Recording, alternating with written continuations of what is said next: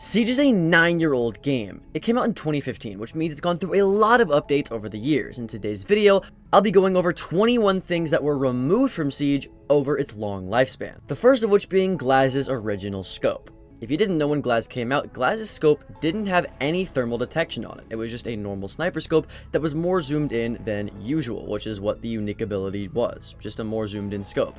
That might sound weird because the thermal scope seems like Glaz's entire identity as an operator, but it's true. A lot of people didn't know that Glaz didn't always have the thermal scope that is on him now. Ubisoft got rid of Glaz's non-thermal original scope in favor of the newly added thermal scope that we know today in 2017, around 2 years after Siege's release on December 1st, 2015. Not only did they remove Glaz's original ability in favor for something else, but they did something very similar to Jackal after his release. If you didn't know, Jackal worked very differently on release. It took away Jackal's ability to track Caveira in an update in 2019, which means that was something he was definitely able to do before they took it away from him. Also, after release, even though he was overpowered, they buffed his range as the first patch at some point, which is absolutely crazy to me. It allowed him to track people through floors and through ceilings, which is just insane.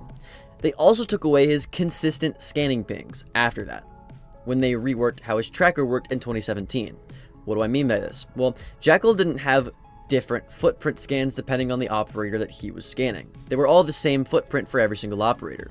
Not only this, but it never mattered how old the footprints were. You'd still get the same amount of pings on the operator you pinged out of Jackal. Now, it's a bit different.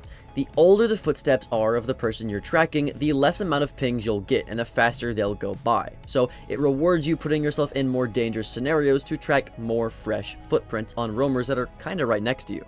Not only did they rework Jackal, but on release, they also took something away from Lion. When you Lion scanned and an enemy got pinged by your scan, you wouldn't just get the Lion ping that we all know and love today.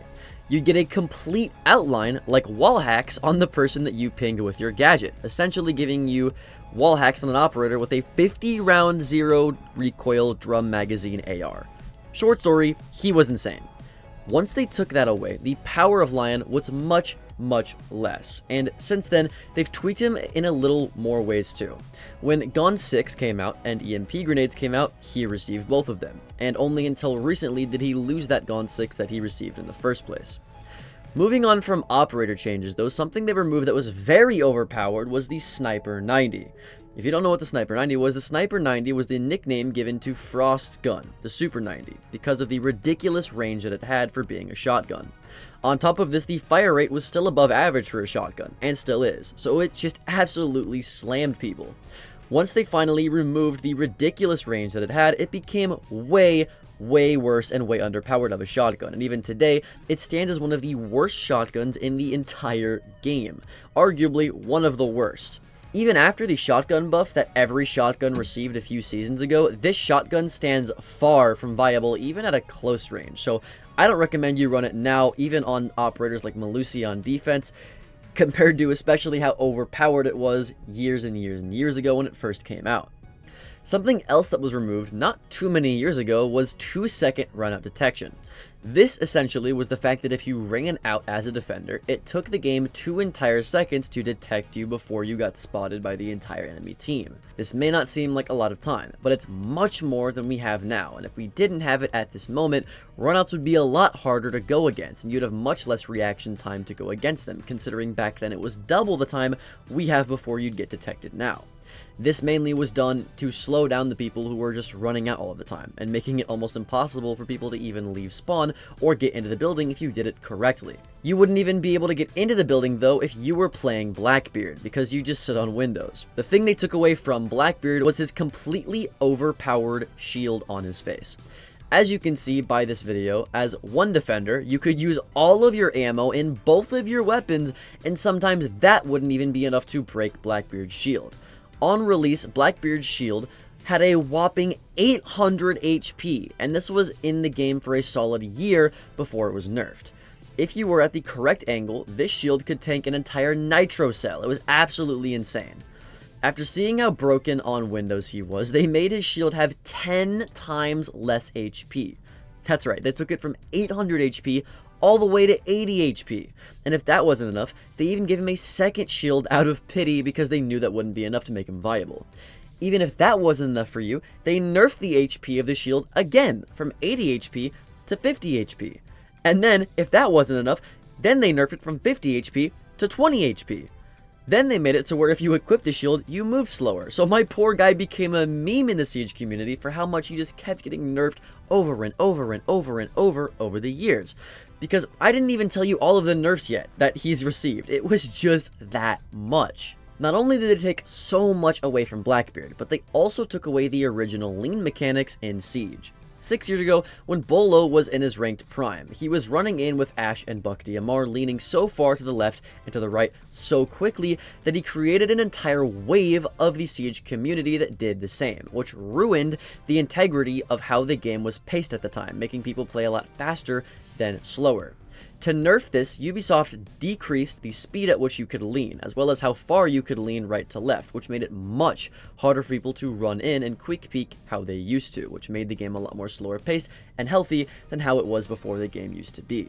A lot of nostalgia lords will argue that this was a bad change, because they loved the feeling of the lean mechanics before it was nerfed, but honestly, if that were implemented today, Siege would be even worse in a TDM meta than it was a season ago. Not only did they take away actual game mechanics, but on November 17th of 2020, they took away Tachanka's entire turret ability. Tachanka's entire identity back then was his crazy fun and destructive, although not that viable turret that could move in a 360 with a shield on the front, but they took that away from him and gave him a fire launcher instead. But before they even did that, they reduced it to where he couldn't move in a 360, he could only move in a 180. And honestly, he's still just as bad after the rework. Some might even say worse with his incendiary grenade launcher. Like I said, they gave him an incendiary grenade launcher as his main ability instead of his LMG, and made his mounted LMG a non-mountable version and made it one of his primary weapon options instead, alongside the SMG that he had before. This is bad, because if you wanted to run the turret for sight setup and destruction, you were forced to use it as your primary weapon, which sucks because of its low fire rate and the fact that it just had a little bit too much recoil to make it viable. If you opted for the much better SMG option, then you didn't get the destructive capabilities of the LMG, taking away most of his usefulness out of an operator in general. Now, his ability is clunky. You have to reload too often. The reload takes too long. The fire lasts too shortly. The fire is just too small. The launcher animation is too clunky and slow, and you'll get ran out on if you use it. And it does way too little damage, so he's almost completely useless and not at all viable in the slightest. Something much more useful, though, back in the day, was Recruit, in Ranked and Pro League specifically. This may not seem that powerful, but the ability to bring a Nitro Cell and a deployable shield on one operator was crazy, or Barbed Wire and Impacts if you wanted to roam, or the ability to bring Flash Grenades and Frag Grenades all on the same operator. This made it to where you could customize your loadout as well. You weren't stuck with 3 different shitty loadouts.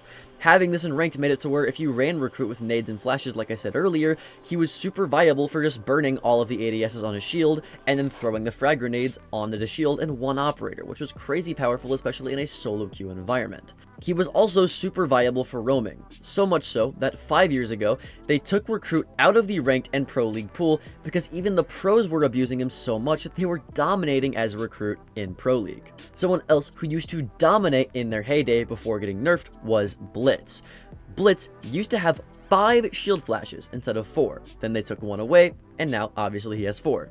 They've changed shield operators a lot over the years, especially now that Year 9 Season 1 came out just a few days ago, making him a lot more viable now, and they reworked all shields again, but Blitz specifically, they've done a lot to. Before, he never had the ability to sprint with his shield in front of his face, but now that they reworked that, he could.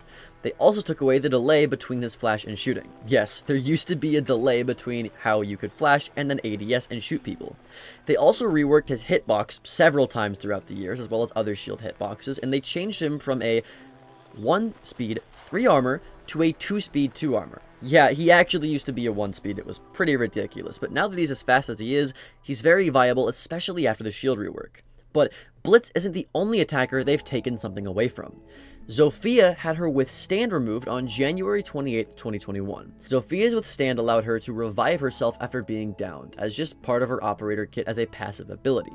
When released, this seemed like a cool operator specialty that belonged to her and only her and made her unique as a character. But a lot of players felt this was unfair and there was a lot of controversy surrounding this mechanic. So after a while and a lot of complaints building up over the years, they removed it, after everyone kept complaining about it. Not only this, but they also took away her 2-speed 2-armor status and gave her a 1-speed 3-armor status, which made her a lot less viable. This turned her from a reliable and balanced entry fragger that wasn't too fast but was more utility focused, to a support or flex operator that people only pick if they want to run her AR or LMG. Now, Zofia was not the only operator to lose a unique operator passive, because her sister, Ella, actually did too. Ella on defense used to have a down mechanic of her own. When Ella got downed, after a few seconds it would give you the option of letting off a huge Ella mine stun that affected not only the enemies, but in some cases also you. I don't know what they were thinking with there, but sure. The ability being removed didn't have as much controversy around it as Zofia's, and a lot of people weren't complaining about it as much as Zofia's either, because it never was really that strong in the first place. Most times you got downed, you were finished off shortly after. A lot of the times too before you could even activate the passive in the first place, and even then it only stunned players. It didn't really help you out all that much. Now, out of all of the abilities that they've tweaked and taken away throughout the years, this next one is by far one of the biggest, arguably the biggest, nerfs to any operator. Sometime within the past few years, Echo got his drones from invisible to visible. They took away his invisibility entirely. His drones, whenever they stuck to a ceiling, would cloak and become completely invisible. And unless you had really good eyesight, or could hear really well, or had an IQ, this was a borderline overpowered ability. Most pro players used him almost every single round because of this, and if there were 7 seconds left or less on the clock, there was nothing you could really do as an attacker to stop him from denying your plant on the bomb site. His drones also used to have 3 bursts, and now they only have 2 rechargeable ones per camera, making it a lot more hard for you to deny his plant denial. So yeah, it's a big thing that they took away from Echo that honestly I'm super glad they took away from Echo. But they didn't just do this to Echo though, they also did it to Legion, because Legion used to have invisible mines up until just a few seasons ago when they were made fully visible.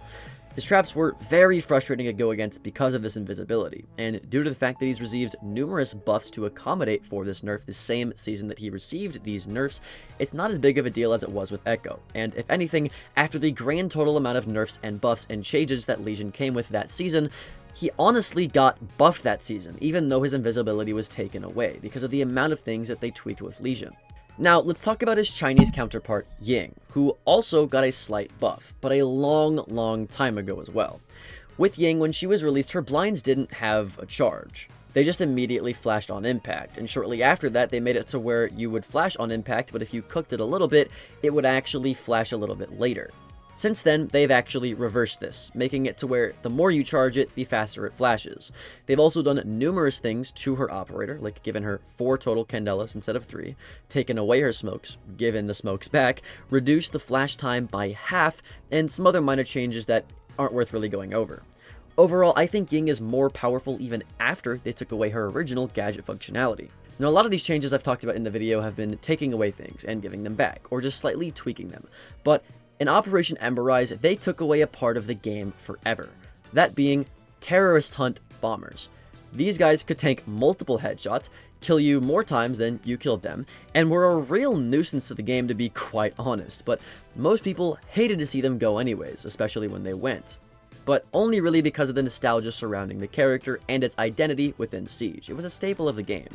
But now that it's been a few years though, I think most people are kind of glad that he's gone from T-Hunt because of just how annoying he is. Or at least we would be, if T-Hunt was still in the game. Because the next thing they removed in Siege was T-Hunt, entirely. They just took it away. This only happened a season ago, and it still pains me that they replaced it with this cheap knockoff that they call map tutorials. T-Hunt was a pillar of Siege's identity. Whether it be from a marketing, nostalgia, or actual gameplay standpoint, the entire game was built upon the idea of defeating terrorists and terrorist groups, and now they removed the only semblance of actual terrorist in the game. Like, bro, even if it wasn't good from like a gameplay standpoint, it definitely was from a marketing standpoint, and that was not the move in my opinion. Something that they removed that definitely was the move, though, was outside Valkyrie cameras. If you didn't know, Valkyrie used to be able to throw her cameras outside and them not lose signal. Now, if you throw a Valkyrie camera outside of the building, it will lose signal after 10 seconds, allowing you to still do runouts if you want with her information, but not have information the entire round that's extremely difficult for attackers to counter. Let me explain. That's the reason they did it. Unless you had an IQ to find those Valkyrie cameras, some of the camera spots were unfindable to the attacker eye. You had people sitting in custom games for hours trying to figure out Valkyrie cameras. You could hide them in naturally occurring debris that people couldn't see through. You could hide them in smoke coming out of cars and spawn that people couldn't see. In their own spawn in general. It was just way too hard to find some of these Valkyrie camera lineups, and new lineups were being made literally every day, like I said, and it was like this for years and years and years. So yeah, it was definitely the right decision to remove this in my opinion. Something else I'm actually super excited that they removed was the 1.5x scope and the 2x scope. These got removed literally like days ago, so most of you know about this, but some of you might not know why. Well, these two scopes, the 1.5x scope in particular, were way too good because you could use them at any range. At least the magnified 2.5x scopes, or ACOG for short, that we have now are limited in some way, that being close range gunfights, because if you try to have a point blank gunfight with a 2.5x scope, it's gonna be a little hard for you to be accurate. However, the 1.5x scope and the 2x scope had no range drawbacks. You could use them point blank, short range, medium range, long range, extra long range, across the entire map, it didn't matter. These scopes were so powerful that eventually an operator having the scope would determine if the operator was considered viable or not, even if they were played and ranked or not. So me and the rest of the community right now are so glad that these are gone and the ACOG has taken its seat, rightfully back on the throne. Something else gun-wise that got taken away was Caveira's original pistol damage. On release, and for a long time after Caveira's pistol release, it did an insane 99 damage to the body, not just to the head. That means that if you were a 3-speed that was hit by one bullet from just one other defender, Cav could instantly one-tap down you with her pistol. Now, this pistol did have drop-off damage, but if you were up close, which most gunfights were, then it didn't matter anyways. For this reason, Caveira dominated the lower rank for the majority of her being an operator. Even some of the mid to high tier ranks she was a part of for a while until like the release of Lion, Dokkaebi, and Jackal. And even after the pistol nerf, where she is now, it still does 64 damage, which is absolutely crazy. And because of this, she still played a lot in lower ranks, but not as much as she used to be. Now, the final thing that I'm going to talk about that got removed actually happened relatively recently, which is the ability to cook frag grenades. For over 7 years in Siege, you were able to cook frag grenades to time the detonation of the grenade's explosion. This came with a big issue, however, because in the 2022 Siege Invitational, TSM showed off just how broken it was to be able to cook frag grenades and throw them below the floor so that they'd instantly detonate below someone. And there's no counterplay to this. Unless you were just moving around, if you were standing still and someone had information on you, you were just dead. There was nothing you can do. This was such an issue, especially in the Major, because it was uncounterable. So TSM used the strategy in mass numbers, and it was one of the biggest reasons that they won the Major in the first place, which is shown by the fact that after they did this, Ubisoft immediately took away the ability to cook your frag grenades in the first place. Crazy, I know, but it's definitely true, and it's something that they even talked about themselves. But with that out of the way, my name's Alka. Check out this next video, sub to the channel down below, and I hope I'll see you there. Later.